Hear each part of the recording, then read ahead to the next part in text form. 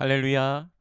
오늘 매일 주님과 함께 복음성가 괴로울 때 주님의 얼굴 보라 함께 부르며 시작하도록 하겠습니다.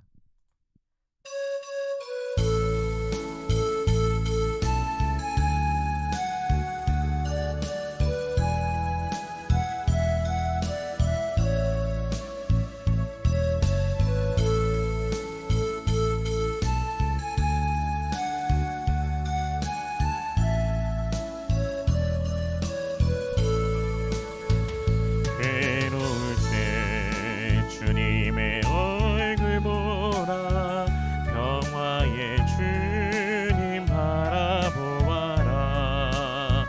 세상에서 시달린 친구들아 위로의 주님 바라보아라. 눈으로 주를 보라. 내 모든 염려 주께 맡겨라. 슬플 때에 주님의 얼굴 보라. 사랑의 주님 안식 주리라. 힘이 없고 내 마음 연약할 때 능력의 주님 바라보아라. 주의 이름 부르는 모든 자는 힘 주시고 늘 지켜주시리. 눈으로 주를 보라. 내 모든 염려 주께 맡겨라. 슬플 때에 주님의 얼굴 보라. 사랑의 주님 안식 주리라.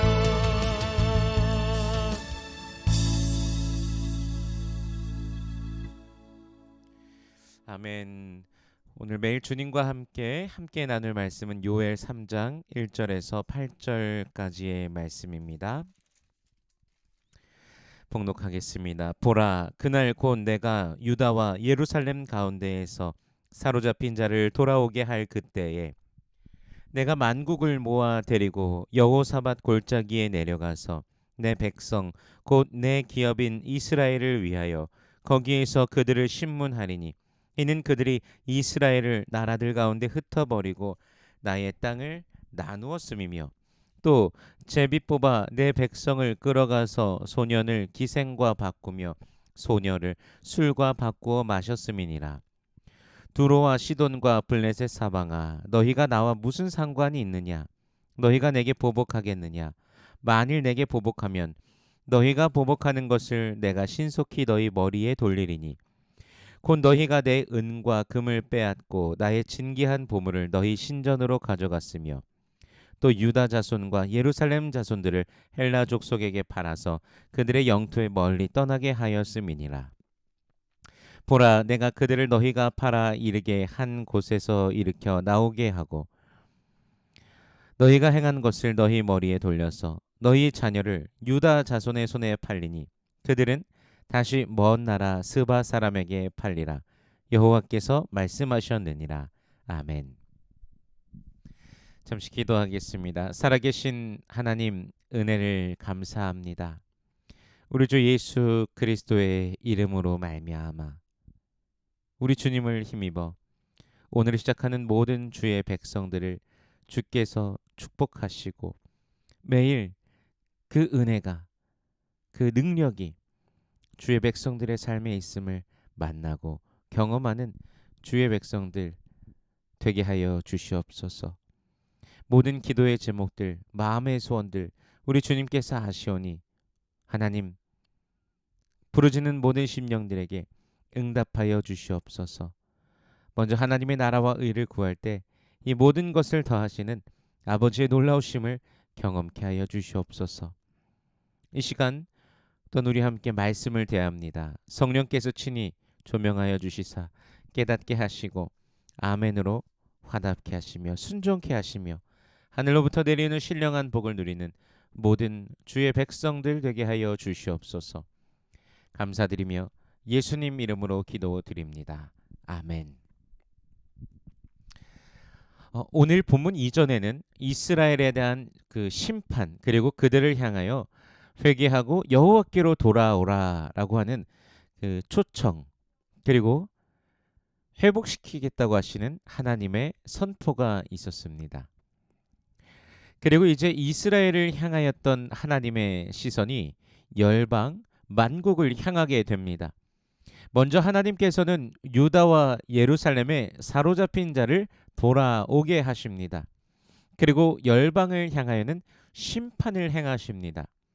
열방을 향한 하나님의 심판의 이유는 하나님의 백성인 이스라엘을 열방이 압제하였기 때문입니다.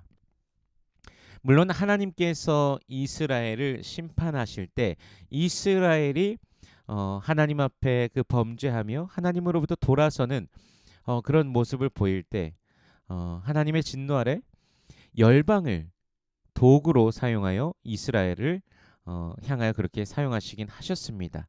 그러나 도에 넘치는 하나님께서 요구하신 것보다 훨씬 더 넘치는 이스라엘을 향한 압제는 하나님께서 결코 허락하시지 않았던 것들입니다.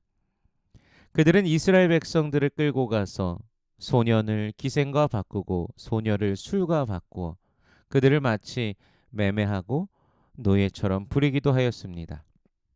하나님의 계획하심보다 하나님의 그 뜻하신 바보다 더하거나 혹은 덜한 것, 이것은 하나님 앞에는 죄입니다. 하나님께서는 열방을 향하여 그러한 이유로 심판하십니다. 그러나 그의 백성들에게는 하나님의 자비가 있습니다. 하나님의 백성인 이스라엘은 분명 범죄하여 그에 대한 대가로 하나님의 진노가 임하시지만 돌이켜 하나님을 찾고 자비를 구할 때 하나님께서 그 인자하심을 이스라엘에게 베풀어 주신다라는 사실입니다. 그러나 열방을 향하여는 다릅니다. 하나님께서 정해주신 범위를 넘어선 그 힘의 오남용은 그들을 향한 심판으로 이어지게 된다라는 것이죠.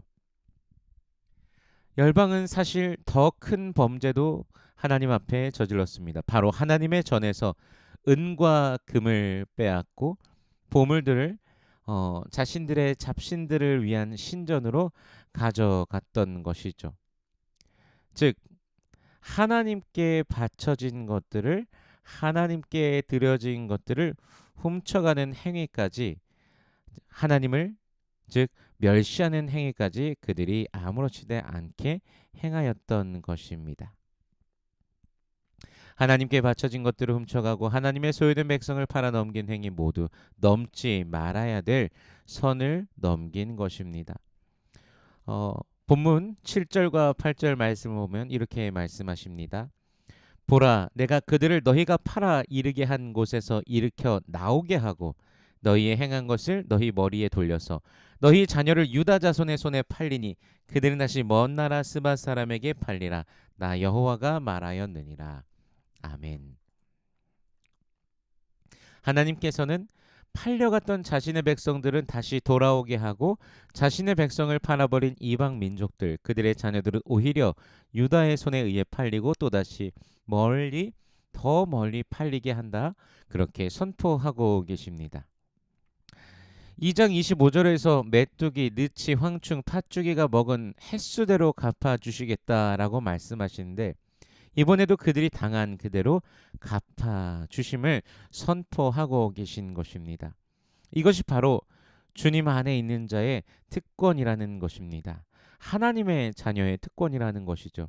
하나님께서 그 사랑하시는 백성에게 은혜를 베푸시고 때로는 그들이 범죄하여 하나님으로부터 돌이킬지라도 하나님께서는 그들이 돌이켜 하나님을 찾도록 또한 그 상황들을 만들어 주시고 주의 이름을 부를 때 구원해 주신다는 것입니다.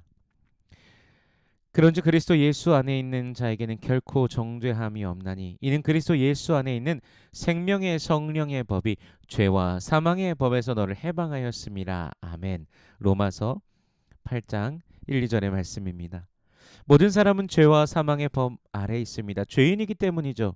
죄인들의 끝은 심판입니다.